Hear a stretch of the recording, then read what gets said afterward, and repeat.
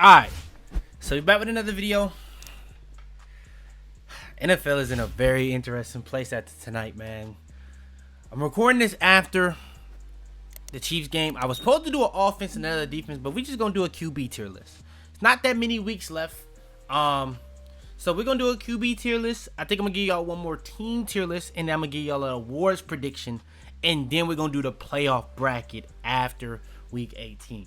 I think that's how I'm gonna do it. Now, if I do mess up the timings of that, the weeks of that, then probably I have to put out a video somewhere. Maybe I do a head coach tier list. I don't know. But we're gonna re-rank the quarterbacks. Now, we're gonna rank them top 32. Now, it's gonna be multiple quarterbacks from one team. There's not gonna be every quarterback that's played this year. But overall, these are gonna be the best quarterbacks in the league. If I don't think you top 32 this year, you just gonna go to the black bar. It's going to be a tier, just straight black bar. No bar. We're not ranking you. Simple as that. Now, when it comes to the 32, if you see my last, I think it was defense I ranked, I started doing tiers within the rankings. And I think I'm going to do that again today. Now, we're going to be doing quarterbacks. Quarterback is in a very interesting position. We're going to talk about it. Y'all do want more? Like the video. Subscribe. All that good stuff out the way. Let's hop into it.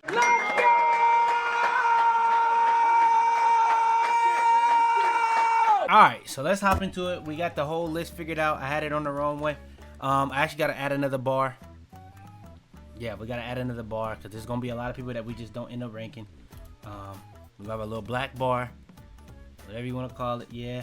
And yeah, we're going to get into it. Now, let's get straight to it. Let's not even waste no time.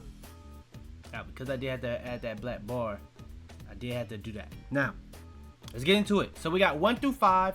6 through 10, 11 through 15. Now, the numbers right now, it's going to change because I'm going to have a certain amount of people within a tier, but it's going to be ranked in order 1 to 32. And then that bar is going to be the guys that's just not starting caliber, because if you're not a top 32 guy, you're not a starting caliber guy because you're not a top 32 quarterback. There's only 32 teams. Only 32 quarterbacks can start. So, yeah. Let's get into it. Tyrod Taylor. I'm probably going to say he's not ranked. I'm probably going to say that. Bengals backup quarterback, forgot his name. Probably not gonna say he ranked. I ain't gonna lie. A couple years ago when he did get the job, the opportunity, he was pretty solid. This year he was pretty bad. Carson Wentz. Now, Carson Wentz actually wasn't bad when he played. Looking at how bad this Vikings passing game is this year, the best it looked this year was with Carson Wentz. I don't think that's debatable. Now, we do have the game that they had today against the Commanders, which is a good pass defense. Which, I don't know. The Commanders are a weird defense this year. Some games they're good, some games they're awful. So, I don't know. But Carson Wentz, I would say that was the most consistent he looked passing the ball. No matter what defense he was playing, whether it was good, a mid, or bad. He was just playing through a lot of injuries because they just didn't want to play McCarthy, in my opinion, at a certain point. So, they was just exploiting that situation. And he just, as he got more and more injured, it got worse and worse. I probably would say he could edge 31-32. I'm going to put him 31-32 for now. I don't think he go any higher, though. Spencer Rattler. Now, Spencer Rattler was actually good when he played, watching him. Now, towards the end, he was starting to slow down. The big issue with Spencer Rattler this year and last year was that the fact that he just couldn't win. Now, I don't think this is that good of a team, but we're going to talk about it. This is what I'll be saying. Like, you can see the talent on guys, regardless of their situation, but you can see, like, a big difference on guys regardless of the situation sometimes, too. So, I just said the same thing twice, low-key. I'm going to say Rattler. I think he definitely has arm talent. He has good. I think he could be a kind of a Baker-style guy where he's an accurate guy, kind of tough to sack. It just comes down to this decision-making. Can he get that down? And that's kind of how Baker was early in his career. He wasn't very consistent. I would say, honestly, Spencer Rattler is probably 26-30. I don't think he's that bad, personally. I think he could be a starting caliber quarterback on some bad teams on the low end. But if he does have some weapons, a better, you know what I'm saying? Maybe. But I'm going to be honest, that Saints, hey, since he went down, that's all I'm going to say. Since he got benched, that's all I'm going to say. Matt Jones. Now, Matt Jones is a very interesting one. Matt Jones is a starting caliber quarterback. I don't know how high. He's not like, okay, now we got tiers. We got types now in the league. We got playmakers. These are the players that don't matter how inconsistent they are sometimes, they gonna make them highlight plays, those game-changing plays. That's just what it is. And you got game managers. You got those game managers that's gonna be good pre-snap, good post-snap, but they don't have like the big arm, You know what I'm saying? We got those types. And then we got hybrids. We got players that's doing a little bit of both, in my opinion. So that's what I'll say. I would say Mac Jones is a clear game manager type quarterback. Now, I'm not saying that as a diss.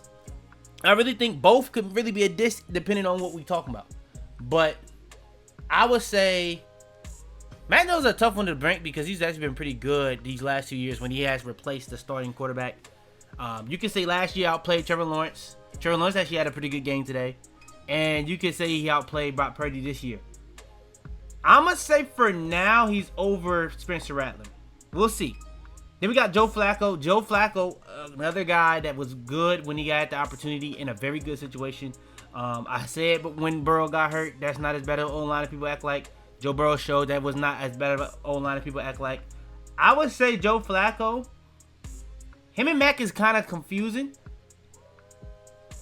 I guess because it's about age at a certain point, I probably give Mac Jones the edge because I don't think I'm picking up Joe Flacco to be my starting quarterback because he is getting up there in age, in my opinion. I think I would probably more likely go Mac Jones, especially if we talking about like a bridge. I'd rather have a younger guy that could have the potential of improving because a lot of these younger quarterbacks that failed at their first team, they get that second chance or third chance, that fifth chance. I don't know how many chances some of these quarterbacks be getting, and they be failing, and eventually they work. But eventually it does. It's happened. So I can understand that with Mac Jones. Joe Flacco, he's not really a failed quarterback. He's just kind of old, you know. Justin Fields, this is another one of those guys. He's very talented, but if you watch football, he's not very good. Very good run. He's not even very good. He's elite running, and I'm talking about all time as a quarterback. When it comes to everything, throwing the ball, he has the talent. He has arm. Like, this is what I'm saying when it comes to arm talent. Like, he doesn't really have arm talent because accuracy is all over the place, but he has a solid arm in terms of throw power. Like, how hard he can throw the ball, how far he can throw the ball. But in terms of accuracy, reading the ball, he has a flaw in every single way of all those. Holding on to the ball, all those. But the hold on to the ball is kind of like a gift and a curse. Like, yeah, he'll hold on to the ball, take some bad sacks, but also, like I just said, he's an elite all-time runner. So you gotta live with wow. You gotta live with the positives and the negatives. I don't know what I was gonna say. He's a tougher one to rank. I probably will have to put him 31, 32. So Carson Wentz probably will go down. We'll see though. Then we have Dylan Gabriel. I honestly don't think Dylan Gabriel was that bad. I just think the Brown situation was bad, personally. Okay, so now we finna rank the rookies. So, yeah, I don't think Dylan Gabriel was that bad. I just think that Brown situation is not good. The O-line is not good. The run game is not being consistent. And then weapons is not very good. I do think he fits the system in terms of the Browns, so I kind of understood why the coach liked him so much more than Shador. It's just Shador is better. Like, all that is cool, but Shador is just better at the end of the day. And we are seeing that clear as day. I would say, and by the way, I ranked these in order based off how I had it coming into the season. I didn't have the rookies ranked. I had the rookies ranked based off how I had them in the draft. But, yeah. I'm going to say Dylan Gabriel. I'll probably say here, honestly. I don't even know if you can say he's been better than Tyrod. I got to lower him. I'll probably put Dylan Gabriel here. Personally. Yeah. I think that's a good spot for him. And then we got Shador. Now, Shador, I think he's been rocky. I think the first game with the Ravens, that was bad. I think that was genuinely just bad. Like, you can make the excuses about all the little stuff like that, but that was just bad. The next game, I think that they was very conservative, in my opinion, but I think they got a win there. How many games has Shador played now? I think they got a win there. Let me make sure, though. Has Shador started 3 games now? Is this his third start or is this his second start? This is such a circus. I have genuinely kind of lost count of what's really going on. Okay, so no, this was his third start. Because he got a win in his first start. I remember that. Because that was like a record. They had lost like a certain amount of games in a row. They beat the Raiders, which is like, I think that Browns and Raiders, honestly, I don't think the Browns and Raiders are really that evenly teamed because the defense of the Browns is so good. The offense is just really the issue, where the Raiders is just not a good football team on either side of the ball, in my opinion. And then you got the next week, they played the 49ers. That's a clear I think that's a clear advantage, but that could have been an upset depending on how the offense played. I thought they was very conservative in that game, but I didn't think Shedeur had the best game either. And then today, I thought he had his best game. Now, you could say he's getting more comfortable in the offense. He's a rookie at the end of the day. He's a rookie. Usually guys that start late in the year or start getting an opportunity late in the year, they be pretty good. But they had a weird situation, and it kind of made sense what Stefanski was saying. But you can see today that he just don't really trust Shedeur too much, in my opinion. You kind of saw it last week, but you can kind of see it now that he just don't trust Shedeur too much. Now, honestly, to not put the ball in Shedeur hands is kind of crazy, but the play call that they actually ran was not a bad play call at all. Bro just did not execute the play call at all. Now, we're going to talk about execution a lot later on as we get into the quarterbacks that actually play a little bit more. But I think Shedeur, the thing that you can say is, I think that he may have took a step back last week against a better defense compared to the Raiders. But he took a step up this week against another similar kind of defense to what the Raiders were. Because the Titans aren't a bad defense. It's just not very good. They got players over there for sure. So I don't think Shedeur was that bad. I think he actually made some plays. I think he also did make his Shedeur mistakes when it comes to the sacks, which it comes to the decision making. But you got to just be real, bro. Like, a quarterback on the Browns getting 4 touchdowns, that makes it a very interesting situation over there because they're gonna have a high pick. Are they gonna pick a quarterback? Is Shedeur your guy? Very interesting. But I'm pretty sure Stefanski probably gets fired after this. But I don't know because the owner, he was very condemning of Shedeur. So I don't know.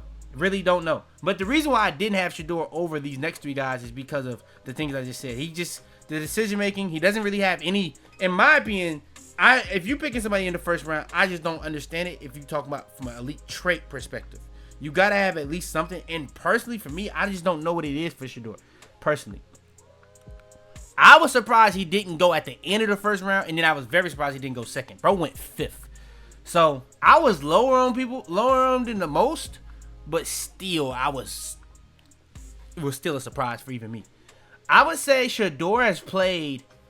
I think Mac Jones has played better because the game Mac Jones had against the Rams, that was really, really high level. I don't know if I can say he's over Joe Flacco either. Joe Flacco does have better weapons, but he also has played more games. You know what I'm saying? I got to get Joe Flacco. But again, I did say the age thing. Probably would say the age thing for that. I'll probably give him the bump because of that. I may be disrespecting Joe Flacco a little bit. I hope I'm not. But Joe Flacco still got that arm, I won't lie. But he can be a little inconsistent sometimes. But you can see it sometimes. He does have that throw that he can make. He put a pretty much perfect throw on Gonzo where the wide receiver wasn't really open. Gonzo plays pretty much perfect defense, but he perfect throw, undefensible. So Joe Flacco still can make those throws. It's just Matt Jones. He kind of dealt with a pretty bad stick this year with the 49ers. The only person he really had healthy for the most part when he was starting was CMC. Yeah, Kittle out, Ayuk out, Juwan Jennings was out for multiple games. They didn't really have any of their starters offensively on the weapons besides CMC. Maybe even some O-line was out. The defense was starting to get hurt, and they still was winning big games. He kind of held the ship up. You got to give him a lot of credit for that. And I don't think he was doing anything outside of his ability. He was just playing within his ability, taking what the defense was giving him, and playing within the scheme. And I think the scheme was very good. So I do think the scheme, that could be another thing, a debate with Shedeur. Shedeur, you could argue the scheme is kind of against him in some ways, because it's kind of clear sometimes that the coach don't really mess with him. Now, I won't lie though. If you want to say they don't give him enough opportunities to throw the ball, I think when you're looking at these games, the run game be pretty good. Now, today the run game wasn't that good, and they threw the ball more. And Shedeur was able to showcase what he can do if you give him an opportunity to throw the ball more. But all in all, that's a tough one. That is a tough one. These two is kind of tough debates right now. For now, I'll probably put it like this. And then we have Suge. Now, Suge, I'm going to be honest, in the games that he's played, he's actually, like I say in the other videos, like the offense, the defense, the Saints has been a very competitive team all year. The thing is, they just can't win. I don't know what it is with Rattler, they just can't win. When you think about a lot of the teams that they played this year, they were very competitive. When they played the Bills, when they played the Patriots, when they played the 49ers, when they played a lot of the top teams, they were very competitive. And today, they beat a good Buccaneers team. Now, that Buccaneers team may be a little overrated. I won't lie. They may just be a little overrated. But you got to give them the credit for what they did. They beat them. They beat them. So, if I'm a Saints fan, honestly, kind of just trolling the pick at a certain point. Because, that win, what does that do for us? it just makes our pick go down lower. But I thought Suge actually played a really good game in this game. He made really good decisions. When he had to throw it on accuracy, he did. When he was under pressure and he had to get out of a sack, maybe even have to go run for it, he did a very good job with it. The only thing with Suge coming into the draft, why he wasn't even higher on my board, was because he was a 7-year starter and he had like 3 season-ending injuries. But if you watch the tape on him with last year at Louisville, the tape was kind of good, was pretty good. So I know he was like a meme around the draft time, but if you really watch the tape, he was really, really good. I'm not gonna lie. So Suge, I'm gonna probably say him and Shedeur was a very big debate for me at the draft. I didn't really know how I felt about it. I didn't think either one was a for sure first round guy, but I thought they were both kind of late in first, early second guys. I would probably say Suge is. I'll probably say he's here. I do think though, he's made that some of those guys look a little bit better with Spencer Rattler, but there's some games where you think like Spencer Rattler has looked good, make these guys look good too. So I don't know. I'm at a weird situation with the Saints. I don't know how to really gauge them too much. Then we have Jackson Dart. Now Jackson Dart, on the other hand, actually has elite. Like he has like not even just an elite. Like already, he might be the best pocket navigator in the league.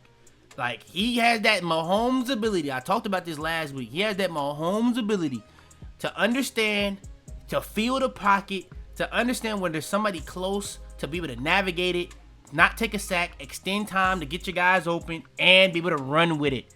He is very, very good at that. He is one of the best at that in the league already. Now, he doesn't have an elite arm in terms of arm ability, arm talent. Now, he is an accurate guy. But I do think he is in that Mahomes vein where he kind of will make those bad decisions. He likes to do that little tiptoe on the sideline. You kind of seen it where he kind of got hit by the Patriots. You see, if you watch the game tonight with the Texans, Mahomes was doing that a lot, and they weren't hitting him, and that's kind of what it is, bro. Like, just what it is. But I would say Dart is clearly better than everybody we've ranked so far. I had him as the second quarterback in the draft. I had him as the clear second. I thought he was like on his own tier. I was wrong. He probably is the best quarterback in that draft. And he hasn't had a great situation either. But that O-line for the Giants has been a little bit better. But like I said, I don't know how good that O-line even is, to be honest. Because he's, like I said, he's just very good at that pocket navigation. He can make an O-line look better than what it actually is. So I would say, I'm going to say 16-20 for now. He may be higher, but I'm going to put him 11-15 for now. We'll see. Because he's at a bad situation. You got to think about it. The first quarter he really played, Neighbors was out. Or started or played. That Chargers game, Neighbors got hurt in the first quarter or first half for sure. And then Scatterbo only played like 2 or 3 games with him. Like, he's had a pretty bad situation. Now, he got to protect himself a little bit better, which is why you probably could rank him lower. Honestly. Because I got to think about this when I'm ranking JD and Burrow. And Mar, because Mar, he missed games too this year. I'll probably still say 11-15 for now. Cam Ward. Now, the thing with Cam Ward, if you watch him, the talent is on display. Yeah, it's a crazy talent. He has so much. He has a lot of elite traits, but he has a lot of bad traits. And that's why it kind of was tough to really gauge how good he was going to be coming out. But when you have that many elite traits, you kind of have to take the risk. But even in the game today against the Browns, which is a good defense, bro, he would make plays, throw a absolute dime to somebody that was completely covered, and the bro would just drop the ball. Like, it's really tough to really gauge Cam Ward because you can't look at the stats. He has a really bad situation in terms of O-line. Actually, the O-line actually did a pretty good job today on Myles Garrett, by the way, which was kind of odd because the Titans O-line has been pretty bad all year.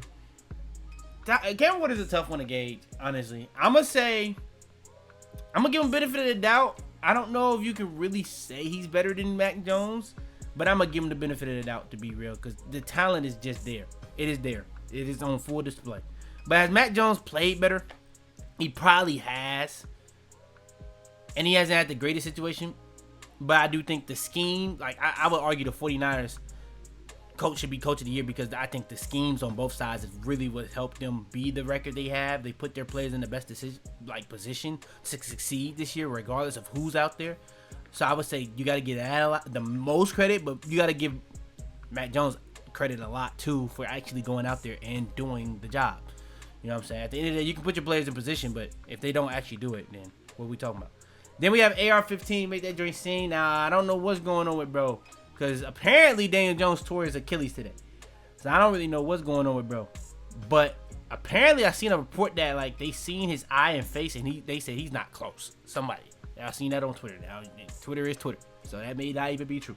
But AR-15, I don't even know at this point if you can even say he's a starting caliber quarterback. The talent is out of this world. So I would say for now, I would probably put him here because the talent is just unbelievable. I'll probably put him there. Then we have Daniel Jones. Now, Daniel Jones is showcased this year. He's a clear starting caliber quarterback. It's just how high on the echelon is he? In my opinion, he outplayed Matt Jones, but you kind of seen these last couple weeks. Now, he did get injured. Got to give it to him. But as a Patriots fan, I don't think the Patriots are as good as their record show. I'm not one of these delusional people. I live in reality. But honestly, if I was the Patriots, you ask me, do I want to play the Broncos defense, the Texans defense, Lamar, Josh Allen, Burrow even, or Mahomes, or the Colts, I probably would pick the Colts. And a lot will probably have to do with the fact that they do have, what's the name? Now, you could throw Jaguars in there. I probably would still say the Colts. And that was a couple weeks ago I said that. Now that prediction is looking crazy because, you know, the Colts have fell off a cliff since they was like 8-1. And I still stand on what I said.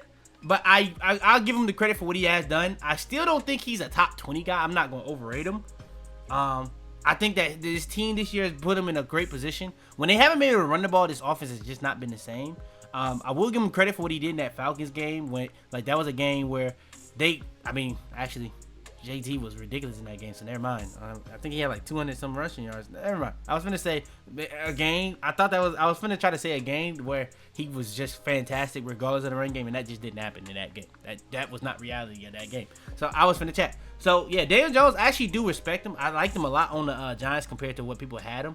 I always thought that he was just a mid guy. He wasn't, and mid doesn't mean bad. It just means average. He's like around average. Maybe you think he's below, maybe you think he's above, but he's around average in my opinion. Then we have Russell Wilson. Russell Wilson was really bad this year when he played, when he got the opportunity. He had a good game against the Cowboys. If you watch any other snap on any other game, even when he came in against the Bears, he was bad. Genuinely bad. I would say here. Then we have A-Rod. Now, A-Rod has had a very up and down season. They had a good start to the season, but they weren't winning because of A-Rod. It was more so defensively. Pretty much every game they win, for the most part, is because of defense until, like, recently. The defense has not been holding a part of the bargain, but offensively, they've had to do more, and that's kind of why they started to lose a lot more consistently because, like, a lot of the games early on, they was winning the turnover battle strong every single game. As that's not happened as much, the offense margin for error has not been great. So it's been kind of rough on them. So I'll say I'm going to go. A-Rod is a tough one. I wouldn't say A-Rod has been bad all the way, but I don't think he's been like crazy. I would say here. They will over him. All right, next we got Michael Penix. Now, Michael Penix actually has been good this year. The issue is the same thing that he had in college. You put pressure on him, he freaks out. It is bad. Now, another thing that was everything that's been in college, like literally the scout report is the scout report on Michael Penix. Like big arm, very talented, accurate down the field. You put pressure on him, that play is done. Play is done. Right then and there, it's done. Cooked. Play is cooked. Now, another thing that was on the scout report, injury history. He ended up getting injured this year in this series. Unfortunate for Bo. I think this is like his third ACL tear. I think he had 2 in college. I could be wrong. He had 2 knee injuries, I believe. I could be wrong with that. I don't know if it was completely. I don't want to say. I just know he had 2 season-ending injuries in college, and that's why he had to stay why he stayed so long.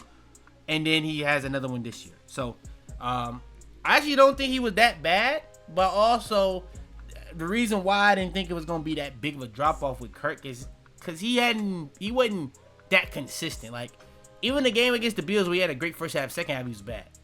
It's a lot of games like that too, because once people realize all you gotta do is just put pressure on them, the Falcons offense is stopped immediately. So yeah, like the game against the Patriots, They couldn't, like, when Gonzo got hurt, they was doing whatever they want. The Patriots just start blitzing. Game was done. The game was done. Literally, it was done. So, I would say Michael Penix, that is a pretty big flaw. Like, that is genuinely a really, really big flaw. Like, that is a flaw that is tough to kind of overlook. I'm going to have to put you here, bro. I'm going to have to put you here. I probably put AR here because of the talent. But I'm going to have to put you there. I'm going to have to put you there. And you're going to have to go down. You're going to have to go down. Oh, no. You got to go down. Yeah. All right. Then we have Kyler Murray. Now, this is another situation where we talk about talent. Now, by the way, the players are in order in terms of they coming up based off the order I had them coming into the season now. Because we had the rookies and all that type of stuff first, backups. And then we have the order of how I kind of had them ranked. So, Kyler. Personally, talent is there. It's just everything outside of the talent, putting it on the field, the consistency is just not there. There's nothing overall consistent about Kyler. I'm going to have to put him here. I actually may got to start raising guys because I know I'm not 100% sure, but I know for a fact I would put Kyler like there. I'll put him like there. He's not better than Mac Jones this year at all. There's not really any debate for it. Then we have Tua. Tua, I would say Tua has been shaky this year. I think that there is room for error. I think he's still a good quarterback, though. He's a tough one to rank. Those turnovers have killed them in some games, but their defense is just not good. Majority of these games, that just kind of killed them. But he has kind of blew some games single-handedly with some turnovers. So, Tua. Tough one. Tough one to gauge right here. I think he was better than Kyler this year. Kyler was just so inconsistent. Where Tua is inconsistent, but Tua's high has just been just higher than Kyler's. It's just what it is. And Tua is just inconsistent every game in terms of he'll play very good at points and he'll very, very bad at points. Like it's actually consistently inconsistent throughout the game. Every game. He's even got to the point this year where it don't even matter if it's cold. He's going to still do it, which is very odd. I don't know how many actual just straight good games he's actually even had this year. I'm going to still say Tua. Matt Jones I may be overrating a little bit. I'm going to put Tua here. I'm going to put Tua there. Then we have Geno. Geno was rough this year. I genuinely think Geno has not been good this year, but also his O-line has not been great. Now, I actually kind of like the scheme Chip Kelly had, but now I know what was going on behind the scenes with Chip Kelly. He was doing like genuine sabotage. Geno is actually the toughest quarterback to actually try to rank. I'm going to give him the benefit of the doubt and put him a lot higher than I personally probably believe. I'm going to put him here. Because he was working against his own team at a lot of points. I'm going to put him there. Kind of similar to what I did with Shador. Put him a little bit higher than I kind of probably should in my opinion. Then we have Trevor Lawrence. Now, Trevor Lawrence has genuinely not been good this year, in my opinion. Now, recently, he started to get better. But if we talk about the overall year, Trevor Lawrence has not been good. They've been winning despite Trevor Lawrence a lot of these games, which is kind of crazy because they got an offensive-minded guy. And if you watch these games, the scheme and play call has been good. It's just Trevor Lawrence has just not been good at all. Now, they've also had other issues like Brian Thomas has not been as good as they expected. Travis Hunter got hurt, and even as soon as he was going to start turning it on. But defensively, Jaguars has kind of been, that's the more consistent side of the football. And the run game has been actually pretty consistent, surprisingly, in my opinion. I would say, but honestly, if you really watched the Buccaneers last year, it's not really too surprising because the year before, the Buccaneers was one of the worst run offenses in the league. And then this year is not as good as it was last year running. So, not too crazy to expect Cohen to kind of go over there and change the run offense. I would say Trevor Lawrence, I would put him here. I guess we raised Daniel Jones, top 20. Then we have Sam Darnold. Now, I had Sam Darnold kind of low because I honestly thought he was better than Geno, but how big of a gap was it in my opinion? I didn't like the move regardless for the Raiders. That didn't make any sense to me at the time. But also, I didn't really get the whole point of signing Sam Darnold if you just didn't want to pay Geno, if you was just going to pay Sam Darnold. But that looks crazy because Sam Darnold has been drastically better than Geno this year. Sam Darnold has played to a top 10 caliber quarterback this year. The difference this year is that he's made those mistakes in big games. You know what I'm saying?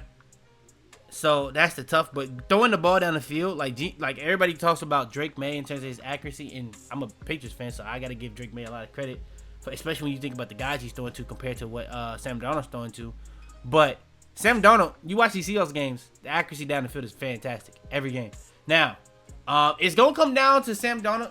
Same thing I was saying with Daniel Jones. The only issue with the Seahawks, to say that with the Colts, the Seahawks defense is just drastically more consistent and better than the Colts defense, and better coached. So I still probably would rather play the Colts. No, I would 100% rather play the Colts than the Seahawks, because that Seahawks defense is real. The offense can be as is. Bro, they had 4 picks against the Rams and lost by 2, and they missed a game-winning field goal. Like, they could have easily still won the game despite Sam Darnold being that bad. So Darnold is actually a tough rank. I might even say if we talking about actually playing, not stats, actually playing, Dart might have played better than him. I would probably give. It would be a lot much easier to compare if Dart had neighbors the whole year. That would be a lot easier to compare. It. So I don't know. I would probably say for now top 10 for Darnold. Top 10 for Darnold for right now. Then we have J.J. McCarthy. Low-key, Darnold probably going to go here. He probably going to go there. J.J. McCarthy. J.J. McCarthy hasn't been better than any quarterback I've ranked so far. He hasn't been better than Wentz. He hasn't been better than Russ. He hasn't been better than Tyrod. Has he been better than Justin Fields? Genuinely. Has he been better than Dylan Gabriel? Genuinely. Bro has been bad this year. Like, multiple games at this point, man. And the coach don't trust him at all. At all. And, like, the issue is crazy because, bro, the coach is literally, I call him QB Whisperer. You don't get a nickname from me for no reason. Like, I call a Seahawks coach Baby Belichick. You don't get that nickname out of nothing. Bro, every quarterback that goes to the Vikings improves. J.J. McCarthy, we don't know if he's improved or not, because, bro, we ain't seen him at no other place but Michigan where they didn't believe in him. They literally just ran the ball to a championship and played defense. And now we with the Vikings where they trying to do the same thing, and they've always had a bad run game. So, yeah, I'm not going to lie, man. In this situation, beginning of the year, JJ, Justin Jefferson seemed like a true leader, you know what I'm saying? Being very good with the media. As the year went on, it's like the mentality has completely changed with him. And that's not something you really see out of JJ a lot.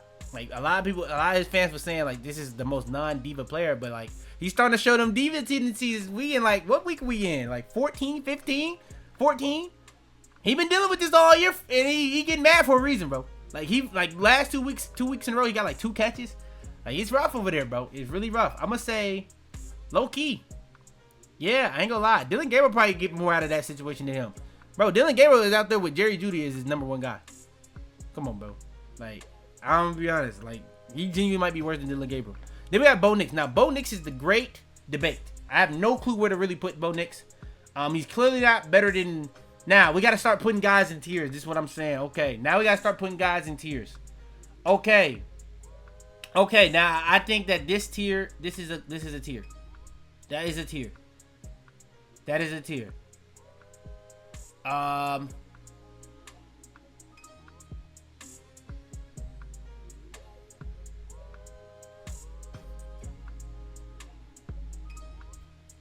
That is a tier. Okay, how many is this? Okay, hold on. We got to start. All right, we got to do the numbers later. But that's going to be a tier. I don't know how many that is, but that's going to be a tier. All right, now we got Bo Nix. What tier is he going to go in? So he's not going in the Sam Darnold, Jackson Dart tier. I'll tell you that right now. He's not going in that tier. He's going to be a tier below that. So it's probably going to be the Daniel Jones tier. For now, I don't know who all is going in there. Personally, I think Bo Nix has played. That's tough. That's actually kind of tough. I don't know. Bo Nix is so inconsistent. Like, he has highs and some very bad, very low lows.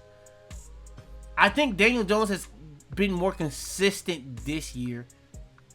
I'd probably rather Bo Nix, though. But I think it's the same tier. For now, that's what we're going to do. Now, do not keep looking at these numbers. We're going to fix the numbers later. Bryce Young.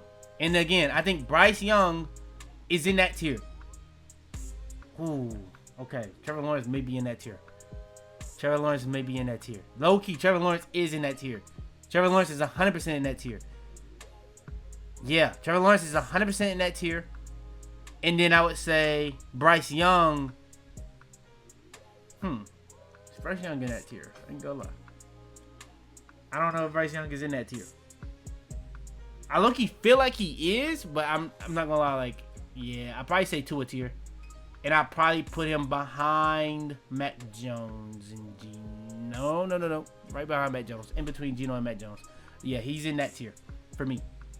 Then we have Stroud. Now, Stroud had a rough start to the year, and then he started getting going. Then he got concussed. He came back. He hasn't been as good as he was. He's been in between kind of what he was at the beginning and then right before he got concussed, like where he had that little streak of games. So, Stroud's a tough one. He had a good game today, in my opinion. I think, honestly, him and Mahomes weren't that bad. It's just that was a defensive game. And I've seen a lot of Chiefs fans complaining about, like, the play calling not being aggressive enough. The aggressive play calling, if coaches called plays the way fans wanted them to call it all the time, coaches would lose a lot of games. Today, bro, the Chiefs defense at one point had, when they went for it on 4th down and didn't get it, I think the Texans had -2 total yards in the second half. And they went for it on 4th down in their own territory. That is the most peer pressure 4th down go for it I ever seen in my life. Because there was genuinely no reason to do it. Your defense was getting stops. You was winning the field position battle. Then once you did that, you literally gave them short field where they pretty much almost automatically got a field goal. Now, I ain't gonna lie, Chris Jones almost made a play to make them get out of field goal range, and CJ Stroud made a play on top of that to not take the sack and also find the guy. Now, the guy was wide open the whole play. CJ Stroud took all day to kind of throw the ball, but he gave himself the time to be able to set his feet as much as he could and throw the ball. So, that's what it is. So, I would say CJ Stroud is in his 16 to 20 range. I would say he's over Trevor Lawrence. I don't know if I can say he's over Daniel Jones, though, this year. If we talk about this year, I don't know. But I will say, at the time of when he did play the Broncos, he was playing better than Bo Nix for sure. It's just he got injured, so you got to factor that into it. Because if you're a quarterback and you're missing games, like no other quarterback matters as much as quarterbacks missing games. Because a replacement to a cornerback is not the same thing as a replacement to a quarterback. A replacement to an edge is not the same thing as a quarterback. A left tackle, not the same thing. It's just not the same. It's just not the same. Now, edge, tackle being missing, it is a pretty big deal. Those are pretty big deals as well, but it's just not the same at the end of the day. Then we got Caleb Williams. Now, this is a player that might need a tier of his own, bro, because he is a tough rank. Low-key, off Caleb alone, I know I got Bo Nix ranked wrong. Because I ain't gonna lie, because Caleb for sure ain't played better than Daniel Jones this year. But Caleb probably has played better than CJ Stroud this year. He probably legitimately has actually played better than CJ Stroud this year. But I don't think he's played better than Daniel Jones. May should just go up a tier. The more I think about it, he should just go up a tier. Because I don't think he's really, I think every single player in this tier, just not on the same tier of Daniel Jones this season. All these guys have been inconsistent. Daniel Jones ain't really been inconsistent. He just, I think more so toward the end of the year, once people start figuring him out, it just ain't been the same. He's still kind of playing to the same level. It's just windows ain't as big as they was to start the year. Running game ain't as consistent as it was, and he's injured. That's another thing, and he's trying to play through it. Or you could say because he got injured, that may just throw the whole season off too. But I'm gonna still keep it there. And then we have Drake of the Maye. Oh no, let's stay on Caleb. Now, reason why Caleb is a tough one to rank, the talent. You watch the Bears, you know the talent is there. It's just bro is so bad at what he's bad at, and he's so good at what he's good at. Like, he makes throws that a lot of quarterbacks can't make, but he'll also miss the easiest throws possible. Now, he does miss some big throws. He does. And he does make some bad decisions. But those bad decisions they're not as consistent. But they are there. He'll take some dumb sacks still, but he doesn't do it nearly as much. He's more likely to he's more likely to make a big play avoiding a big sack than to take a bad sack now. So you got to give him credit for that. The accuracy issues are always going to be there. Reading the field is always going to be there. Those two things are just tough things to really overcome at the end of the day. But the scheme on both sides for the Bears has been ridiculous. It has always come down this year, if you're watching the Bears, is execution. In this game, they call it a very good game offensively and defensively. Now, I do think Ben Johnson got a little too cute at the end of the game where second and third down, they ran the ball, and you can't really blame them for the second down run. You can't really blame them. Now, a third down run makes a lot of sense when you know you're going for it on fourth. And then the fourth down play was so good, it kind of make the second and third down. But it was really bad play calls if you really wasn't going to get it. At that point in time, with that amount of time on the clock, it was just questionable because it really just showed a lack of faith in your quarterback. Now, fourth down, you just ran it second and third. You can't run it again. That would be really bad if you don't get it. So they go for it. He draws up a really good play. He has this guy wide open. Caleb does not throw it to that guy. He ends up going for the full play where he kind of did have him. He underthrows it, and it's a pick. Now, that comes down to decision making. I don't think Caleb didn't see him. I think he saw DJ Moore. I think he just went for the glory. Because at that point in time, he had to get a touchdown. First and foremost, they have to get a touchdown. Now, did DJ Moore get that and maybe run in? He could have. But he was open. DJ Moore was open. It just comes down to the time of the clock. They're down 7. They have to get 7. It's not the worst decision. It's just the bad decision in that situation in terms of just getting the first because they still had a timeout, I believe. You just got to take the first at that point. Fourth down and get you a whole new set of downs so you can take your shots to the end zone. Now, he had him though. Bro was open in the end zone. He just, if you're gonna throw it, you gotta make the throw, and he didn't make the throw. So, now the thing with Caleb is kind of what I'm saying. First half he was awful. He was bad. Second half he was a lot better. So, tell the 2 halves. The talent is definitely there. Velocity. Playing out of structure, one of the best quarterbacks in the league. Playing in structure, one of the worst quarterbacks in the league. He is the epitome of a scheme-dependent quarterback right now because of how inconsistent he is, but he has the upside of becoming a lot more. Now, how do they give them time to do that? Because this is year 2. They have a good enough record right now. We'll see. They have a tough schedule down the stretch. They could fall apart. I wouldn't be too surprised if it happens, but the way he played today, I think he played good enough in the second half to get that job done. Now, defensively, like I said, the execution has been bad on both sides. The play call has been very good both sides. The execution. A lot of play calls they called in the second half was very good. It's just either they just didn't make the tackle, they didn't get the stop, or they just didn't cue it the right way. I think LaFleur definitely got out close in this game, but he still had his LaFleur great play calls where he got those big plays. Like, where they had CJ Gardner-Johnson. I don't know why he's ever on Christian Watson. They had him on him. They take it to the crib. Take quick little pass, take it to the crib. So, I don't know. Very interesting game. I do think the Bears' last 2 games, kind of similar to that Eagles, Cowboys, Chiefs, Cowboys to me, were very competitive against 2 good teams. We'll see what you do if you can keep this going. And then the Cowboys go out there and do what they did against the Lions, but we will talk about. Then we have Drake Maye, man. Drake Maye is a clear-cut top 5 guy. It's not even really debatable. Coming into the year, the only reason I couldn't say it is because the team record. But if you watched him last year, bro, he had the worst O-line and the worst weapons in the league. I do think this year, honestly, the issue with the Patriots this year, I honestly don't know if the play calling and scheme has gotten upgraded. Because the play calling scheme was getting so much better as the year went on. This year, it's done the opposite effect. Now, that could be because the teams are respecting the Patriots more. But also, McDaniels is just sometimes a little too cute and inconsistent. Now, last game against the Giants was a breath of fresh air. Very good play calling in that game. And the game got better with the play calling as the game went on. So I will give McDaniels good credit for when he does his job. But yeah, I do think Vrabel before that game, like the last 5 games, Vrabel was carrying us as a coach. Our offense was not the consistent offense it was to start the year. But really not to start the year, but you know what I mean. Until like week 9, I would say. I'm trying to think about what team it was, but yeah, I think the offense had kind of started falling the dip a little bit. They are starting to stack up some injuries, so we'll see. But Drake Maye, the thing is, like I was saying with the elite traits, bro, Drake Maye, coming into the draft, I really thought he had no flaws.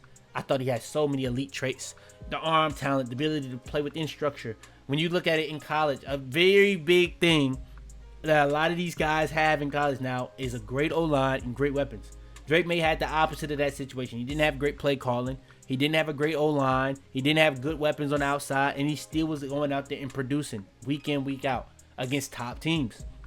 So I thought that was something that was going to be a lot easier to translate, especially when you can see the elite traits at that point. The only issue I really thought he had was the sheer decision-making and turnovers. He was prone to the turnovers, but I thought a lot more of that was kind of risk. And that's kind of why my comp for him was the Herbert, Josh Allen, where that Josh Allen was sneaking there where he'll just make those boneheaded decisions that you just don't really want. But he's even done that a little bit this year in some games when the offense kind of got a little bit more inconsistent. But the sheer amount of crazy throws, the sheer running, and the thing is, he's a clear hybrid. I mentioned the archetypes. Like, Caleb is a clear playmaker. You know what I'm saying? Bo Nix, I don't know what Bo Nix is. I'm gonna keep it a bean. I really don't. I think he's a playmaker because he's kind of inconsistent, but he's not consistent enough to really be a game manager. But he's also not consistent enough to be a playmaker. So he's like a opposite hybrid, if anything. Like, he's both, but he's like, he only has flashes of being both, if that makes sense. Drake Maye is a straight up both of those. He's a playmaker and a game manager at the same time, and I think he just does a lot of this stuff very well in terms of what we need right now. The one thing I would say about him is flaw this year, though, I don't even think it's really been decision making. I would say when he runs, to keep his head up downfield, because it's a lot of times where he'll take off and run, and he'll have somebody downfield, but he'll just run, no matter what. He'll just run. Now, I do think that's kind of more so because of like the fumbles, because apparently he has like small hands or something like that. So like a lot of times when he does get these fumbles, it's because he has small hands or something like that. Now, another thing I don't really like is when you see these graphics, especially with how quarterbacks nowadays run so much, they'll have these graphics of like total touchdowns, interceptions, passing yards, rushing yards, and you'll see interceptions, passing touchdowns, rushing touchdowns, but it won't be fumbles anywhere near the graphic. And fumbles in modern day is low key more important than interceptions, because usually when you fumble it, you're fumbling it right there at that spot. A pick, 9 times out of 10, you're throwing the ball down the field. So at least getting some air yards under it most of the time. So a fumble usually can be a sack, especially if you're a quarterback, which is behind the line of scrimmage and all that. But yeah, I do think fumbles need to be put on these graphics as much. But at the end of the day, stats is kind of not the best way to kind of gauge a lot of these guys either way. But yeah, I think he's in that upper echelon of QBs. Brock Purdy, tough ranks.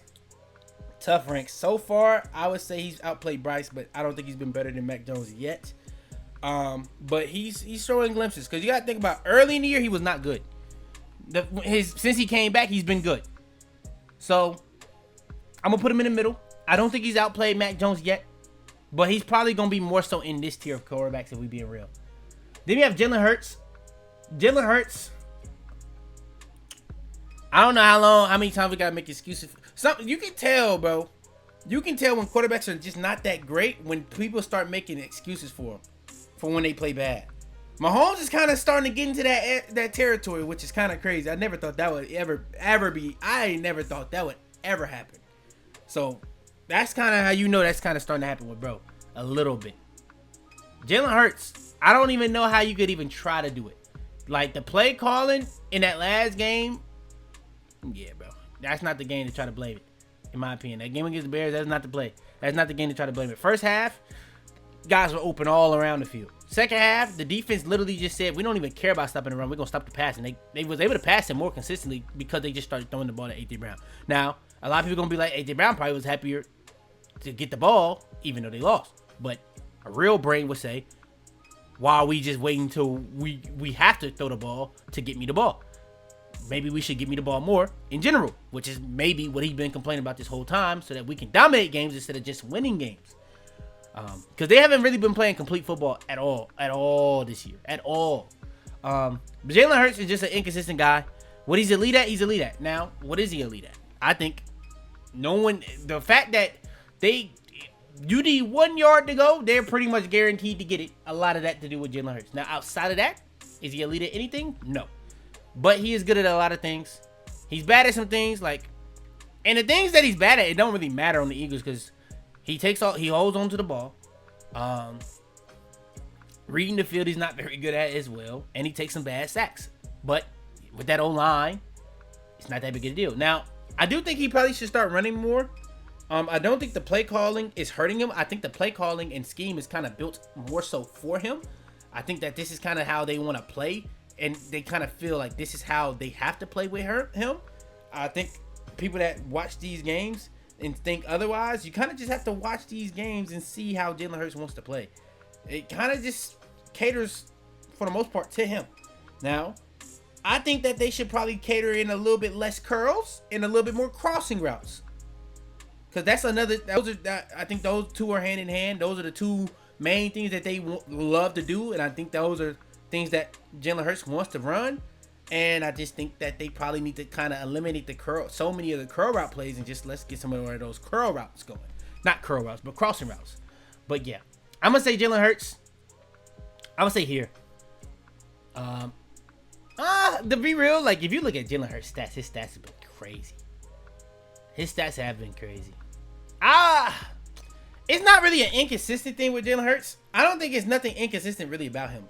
I just don't think he's that good. But the thing is, you gotta give him credit for what he does do. Like but he has the weapons he has. Now I won't lie, I don't think it's really a Saquon issue anymore. I think Saquon just not as good as he was last year, and I just think that's just a stamp. Like for majority of the year, people was stacking the box against them. You seeing since that Lions game, teams are stacking the box less and less. So as that starts to happen, I can see this team kind of start to fall apart a little bit more, because as people kind of give more attention to that passing game, it's going to get even more inconsistent than it already is, and it's not even that good now. So we'll see. Honestly, no, I'm staying on it. I'm staying on it. Low key? Nah, that's crazy. Yeah. I'm going to stay here. Then we have Jared Goff. I think Jared Goff is stamped in this tier. Yeah, for me. See, now I'm not doing it based off this season, though. Like, because Jared Goff, overall, we'll see. Because this may have top 10 quarterbacks in it, so we'll see. But yeah, Jared Goff, I think he's good. Maybe Dart got to go down a tier. I'm thinking about it, bro. Dart has not outplayed Sam Darnold this year. He has not. He hasn't. He genuinely hasn't this year. I'm sorry. He hasn't. I think Jared Goff is another situation where he has elite traits, and his elite trait is like play action deep ball. He's a deep ball play. He's great off play action, and he's great throwing the ball deep. And that's exactly what the Lions want to do. They want to run the ball, play action over the top. That's what they want to do, whether it be crossing routes or go balls. As simple as that.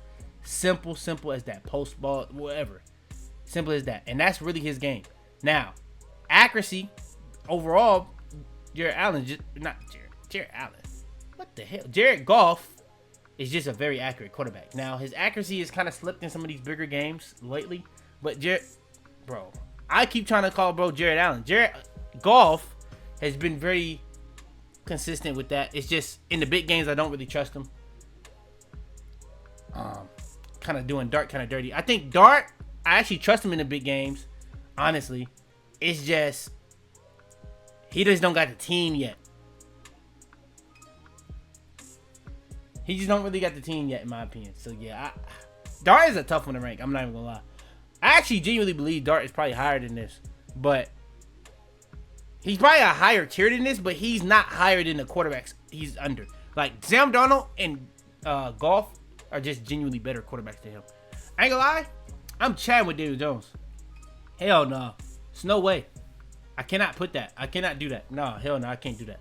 The more I think about it, I cannot do that. And then we have Dak. Won't lie. I'm seeing the tiers. The tiers are shaping. The tiers are actually shaping. Dak is a clear 11 to 15. Now, has Dak outplayed? Darnold and Dak is a real debate this year, because I think Darnold has a bigger arm and a more accurate arm down the field. It's just Dak has been so good at pre-snap, post-snap. Now, that last game against the Lions was bad. That was his worst pre-snap, post-snap game of the season, and it kind of costed him the game in that first half. But the defense, I can't blame Dak for a game. His defense gives up 44. Like, he really, they lost the game because the offense scored 9 points in the first half, yes. But the defense still gave up 44 regardless. They gave up 20 in both halves, bro. Like, no team's winning with that. No team is winning with that. So, it's only so much I can really blame Dak for, especially when you think about CD got hurt in the game. And I'm a Cowboys hater, but I can't, I gotta be unbiased at a certain point. Like, bro, that is a crazy margin for error he's dealing with right there, bro. Like, the O-line been injured all year. Like, he had a bad game this game, and he still left it with 30 points. I can't even hate on it no more, bro. Like, he's contributing. He's contributing. I would say over Darnold. I think his margin for error has just been much bigger because Darnold, the defense, you got Jason. I think you got Dak with George Pickens, regardless of CD, if he's in or out. But I would say having weapons is cool. You know what I'm saying? But if you scoring 30 a game and you still losing, it's only so much I can say about you having those weapons, if that makes sense. Like, you still, like, the defense is just not crazy, in my opinion. Then we have Stafford. Stafford has been a top 5 guy this year. It just comes down to, do I have him in them tiers? I'm trying to really think about this year because a lot of these high-end quarterbacks ain't been that crazy this year. Honestly. I'm going to say Stafford up there with Drake Maye. Now, there's a big talking point about the MVP race right now, and I get it. But if you watched the Rams today and came away from that saying Stafford moved up in the MVP race, I don't know if we look at football the same way. That game, offensively, the by far best player was Puka Nacua, offensively. I would even argue the running backs had better games than Stafford. Stafford didn't really do... The thing with Stafford, if you watch these games, Stafford don't really have to do much, bro. The play calling and scheme is ridiculous. He has Davante Adams and Puka Nacua, and his O-line been good all year, and the run game is good. I don't really understand it. The defense is actually even good too. There's not much of a margin for error at all over there with Stafford, bro. And I'm not even saying Stafford not good. I think Stafford is very, very good. It's just like the situation is like so easy, and it's like this is what it looks like when a good quarterback is in a good situation. Like, I don't think Jalen Hurts is that good of a quarterback, but he's in a perfect situation. Stafford damn near in a perfect situation, and he's actually good.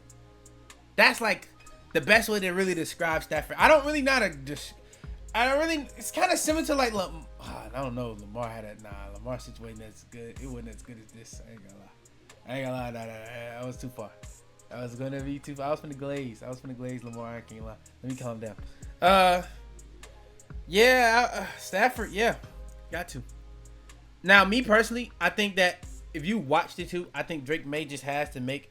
There's just a lot more plays that Drake has to make that Stafford don't really have to make.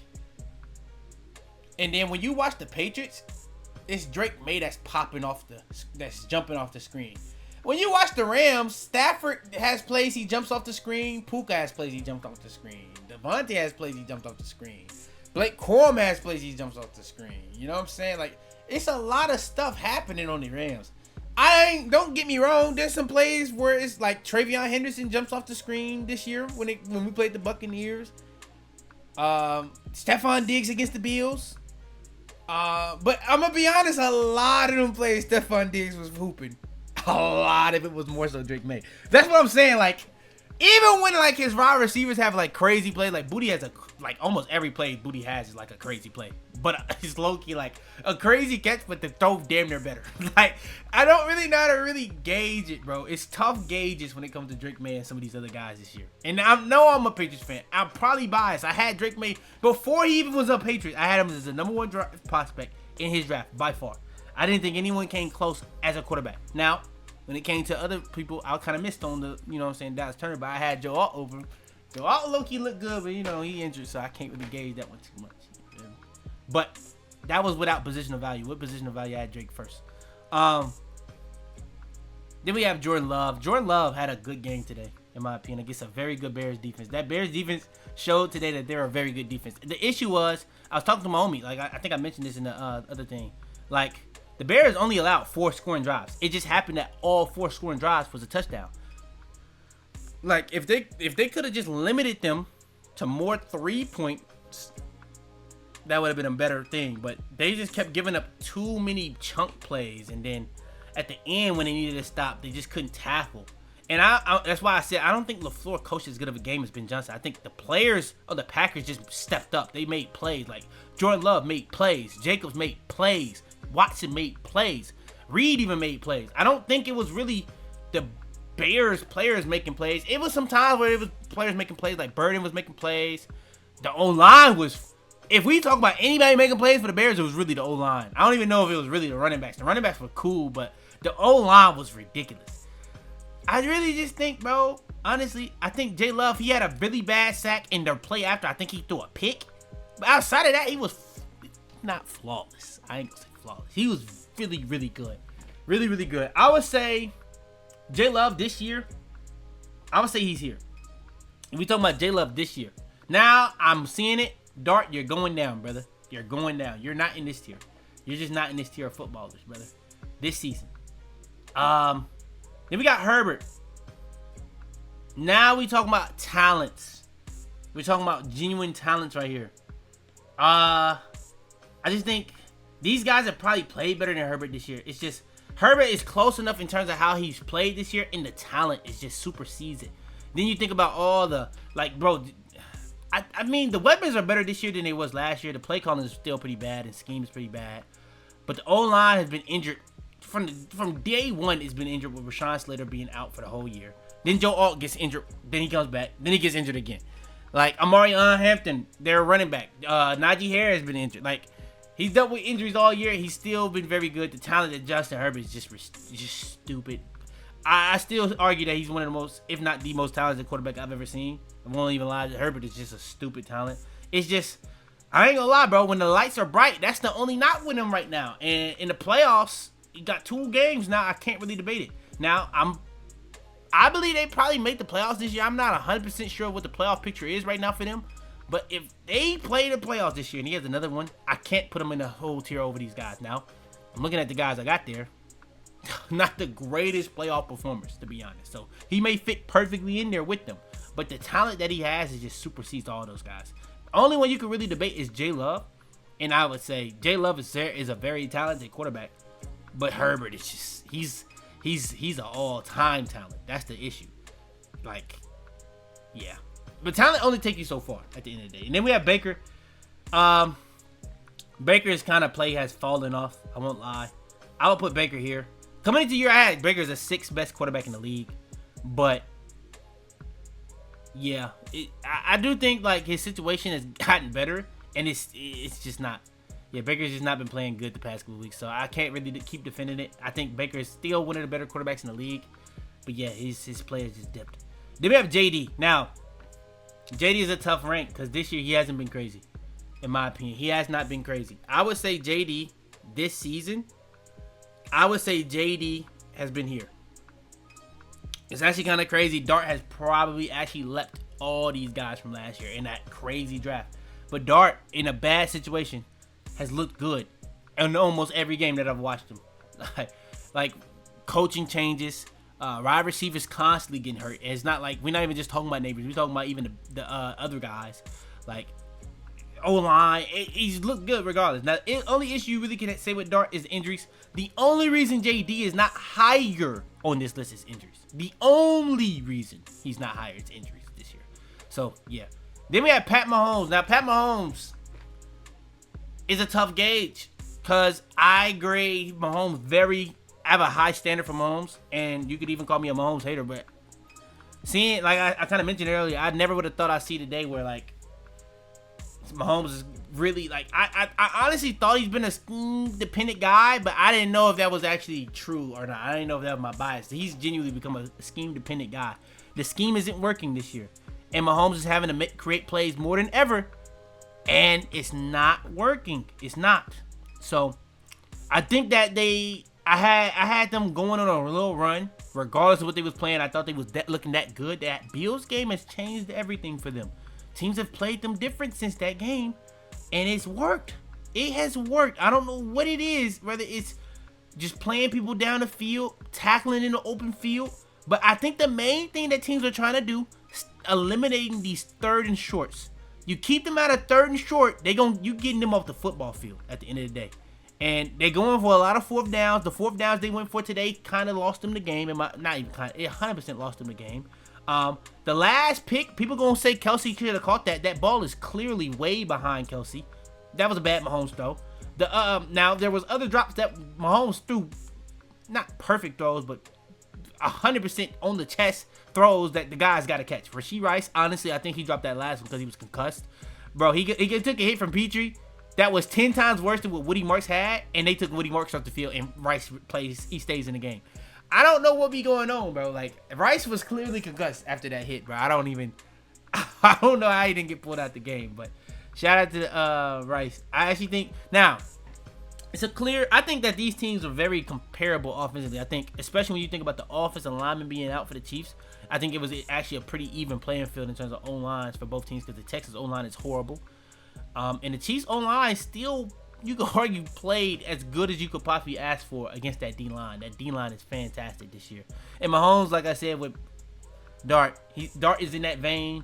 Caleb is in that vein of Mahomes where them boys is tough to get down.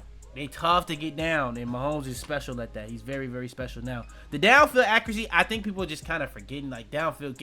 Mahomes has never been, like, a crazy accurate. He just makes plays. Like, he makes plays. He gives guys opportunities to get open. And when he had Reek, it didn't matter where he threw the damn ball. It's Tyreek. The nigga fast as hell, bro. It's not a lot of people keeping up with, bro. It's just what it is at the end of the day.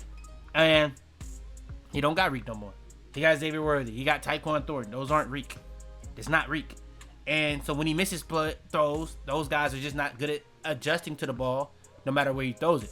And it would be a lot of times he would underthrow it Reek and it wouldn't matter. You know what I'm saying?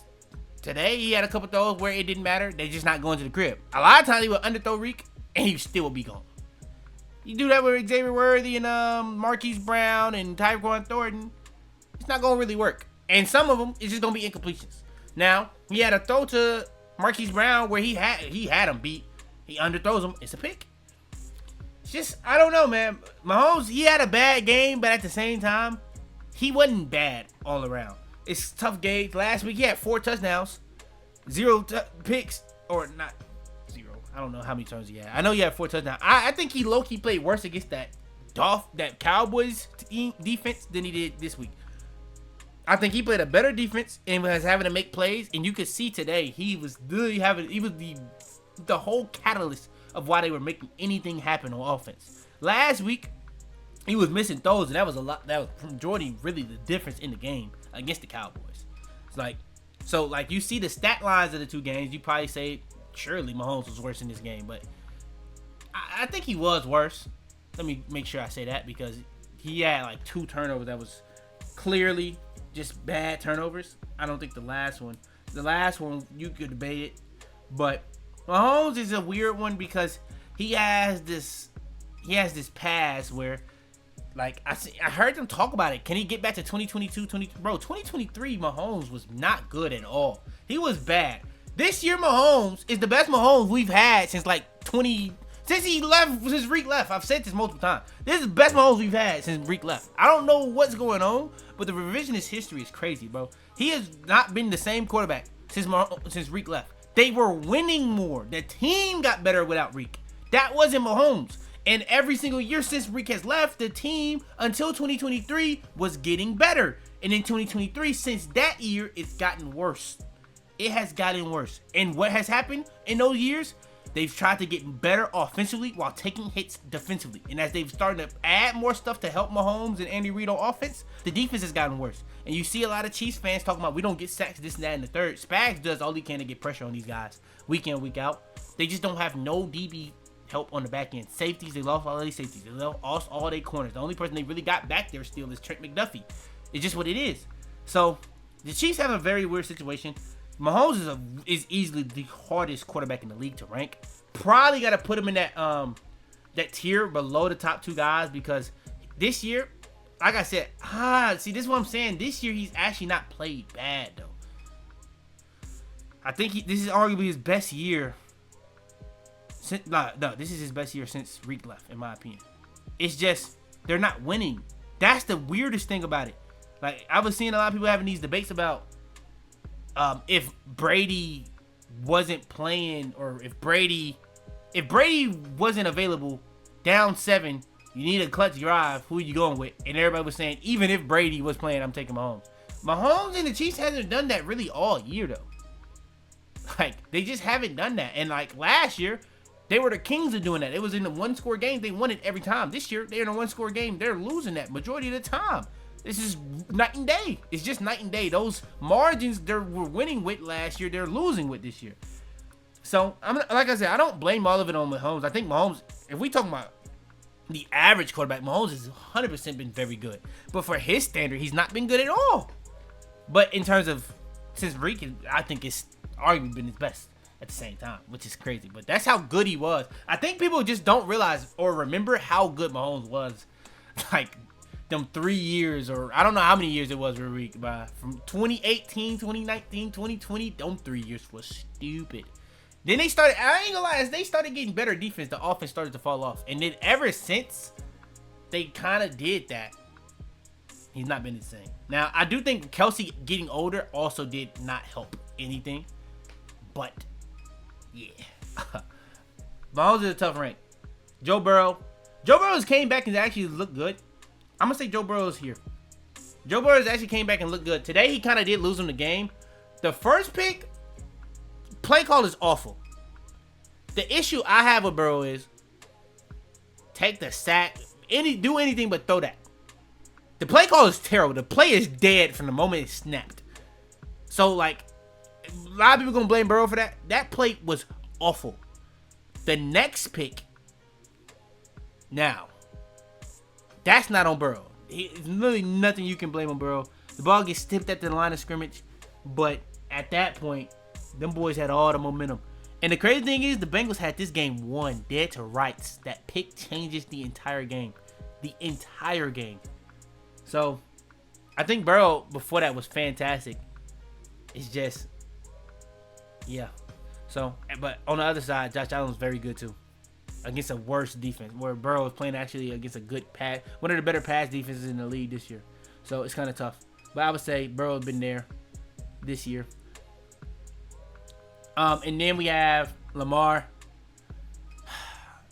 Lamar is a tough gauge this year, man. My favorite player in the league, especially talking about non-Patriots players. But Lamar has not been good this year. Even early in the year, bro. Like, they were scoring points, but Lamar was not playing crazy football. If you watch them games against the Bills, he didn't really have to do much. Like, a majority of that was Henry. The game against the Browns, that was a struggle bucket game that in the fourth quarter, they just completely blew the doors off of. But that's against the Browns defense, so I give them that one. I can understand struggling. And then the weeks after that, you had, I think, the Lions game. I think he had a good game against the... I don't remember how he played against the Lions. I know against the Chiefs he was bad, and he got injured in that game. And then he misses games. Missing games as a quarterback, got to take a hit there. That's why you don't see Burrow a tier higher, you know. Lamar is a tough gauge, bro. And Lamar, in the games he's played, especially when we talk about when he came back, he has been far worse than his standard. Far worse. And the thing is, I seen a stat, man. A lot of people like talking about Josh Allen losing to the Chiefs. I even see Ravens fans talk about it. Lamar in his whole career, not playoffs, not regular season, his whole career against the Chiefs is 1-6. Against the Bills, he's 2-4. Against the Steelers, his division rival is 3-5. In the playoffs, it's 3-5. I cannot consistently keep defending it because it's my favorite player. I have to be unbiased. And, like, I don't know if it was before. Like, the last 2 years, he stayed healthy. If you remember, he was getting those same injury things people he's saying about Burrow. They were saying those same things. And then he has those last 2 years where he's healthy, the last 2 years. This year, he comes back and he's missing games again. So, it's tough. It is tough. I still think he's... It's tough to keep saying... I do think before this year, you could argue, out of all the quarterbacks in the league, regular season, he's the best quarterback. Regular season. Best regular season quarterback in the league. But this year, he's not met that standard. So hopefully, if they do make the playoffs, which is looking kind of crazy for him and Mahomes, by the way. It's looking kind of crazy for them if they even make the playoffs. You know? Maybe it flipped the switch. Maybe he's bad or regular season and good in playoffs. I mean, if you're a Ravens fan, you take that as a Patriots fan. I don't know how I feel about that, to be honest. But I would love to see Lamar be good in the playoffs, but he's just not done that yet. So I'ma say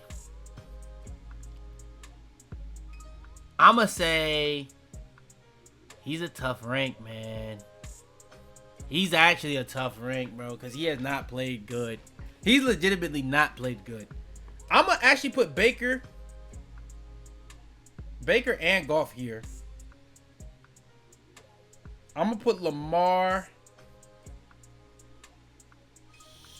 here. Because he's just... I'm putting him here. I'm putting him here. Because I'm going to give him the weapons excuse.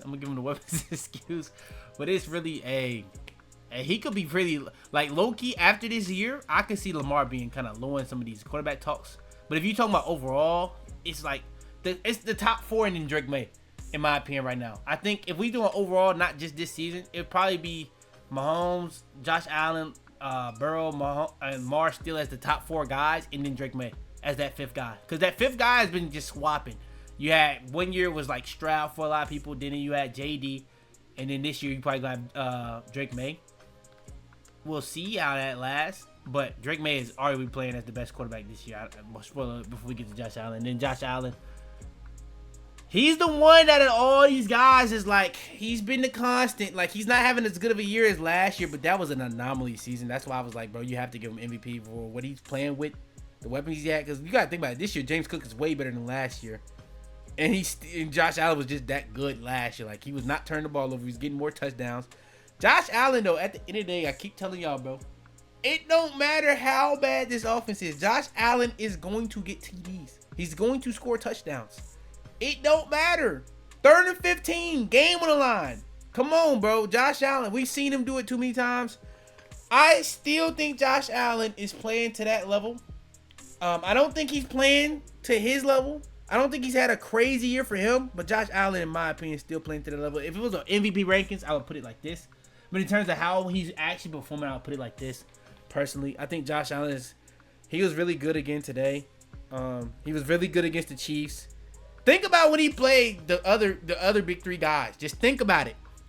When he's played Joe Burrow, he's been very good. When he played Lamar, he was very good. When he played Pat Mahomes, he was very good. He just got to acknowledge, Drake Maye as one of those guys, and he's going to play very good. So hopefully that don't happen in reality, you feel me? I low-key don't need that as a Patriots fan, you feel me? But, hey, Josh Allen, man, coming into the year, I thought he was the best quarterback in the league. Like, if you think about all the stuff he has to deal with, he still has to kind of deal with it. His own line is kind of getting battered now.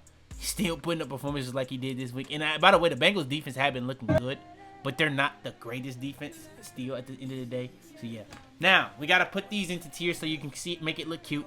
1 to 3. 4 and 5. Honestly, put these boys up. 4 to 7. 8 to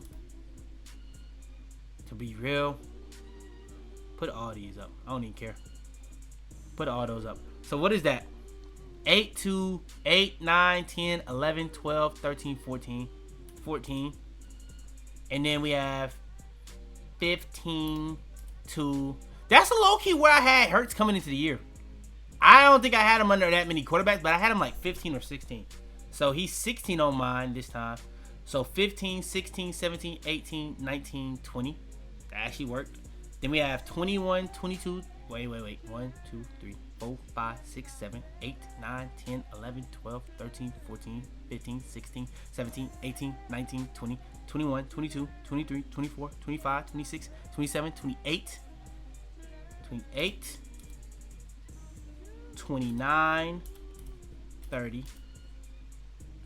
Low key though. Nah, I actually do believe that. 31, 32, 33, 34, 35, 36. 36. Low key. There's no reason for him to be up there. So I'm going to go 35. Then we go 36. 32, 37, 38, 39, 40, 41. So we got 41 quarterbacks. I wasn't supposed to rank this many, but we'll make it look cute for the video purposes. You feel me? You feel me? All right. That's the tier list overall. Let me make sure it look cute for the tier list. You feel me? And that's the tiers. Those are the top 3. That's the top 5 if you want to say it. Then we got like 6 and 7. And then we got the round out, the top 10. You got J-Love just sneaking into the top 10. Then you got like 11 to 14. Shout out to Baker. Just kind of, the early on is kind of carrying him being this high. Low-key, Lamar probably shouldn't be that high. I'm low-key. I can't even do it, bro. It makes no sense to put Lamar that high. I can't even cap. It genuinely makes no sense to put Lamar that high. I can't even lie on it. It genuinely makes no sense. Lamar in the same tier as Dart. I don't even think that's that unfair this year, though. I'm thinking about Caleb. Should Caleb go up a tier? I'm genuinely thinking about Caleb. Should Caleb go up a tier? I genuinely don't know. But yeah, that's going to be the video. If y'all do want more, like the video. Subscribe. I think that's my tiers in terms of the quarterback. Honestly, it's kind of crazy that we are in an offensive-centric era in terms of every rule. If you watch the games, the schemes, it's all offensive-centric. It's all catered to offense. And the defense is dominating for the second year in a row. They even got rule changes for the kickoff to make it easier for teams to start higher up the field. Imagine if teams were starting at the 20. The scores right now would be very low. If teams started at the 20 in comparison to like the 35, the 40, the 30, the scores would be crazy right now. I ain't gonna lie, the scores would genuinely be crazy. So, yeah. That's the video. If y'all do want more, like the video. Subscribe if you're new. Further ado, man. I may do a head coach. I gotta make sure I calibrate it. But further ado, man, it's your boy Fitz, man. I will be giving y'all a mock draft this week, so stay tuned for all the people that's like at the bottom feeders. Y'all gonna get what y'all deserve. Like the video, subscribe, all that good stuff out the way. Hype the video. That helps a lot. I'm out of here. Tell them to bring me my money. Yeah!